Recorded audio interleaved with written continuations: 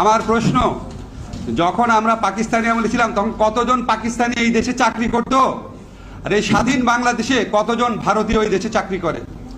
আমরা পত্রিকায় পড়ি 26 লাখ ভারতীয় চাকরি করে।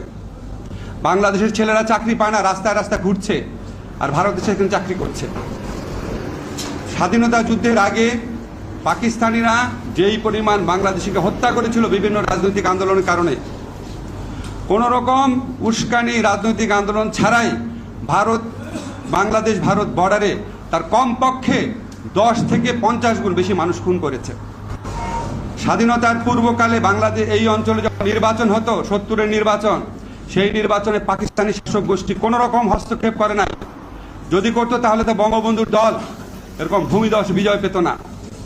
আর স্বাধীনতার পরে এই সরকারের আমলে অন্য দেশ থেকে আমাদের নির্বাচনে হস্তক্ষেপ করে বাংলাদেশের মানুষের ভোটাধিকার হরণ করা হয়।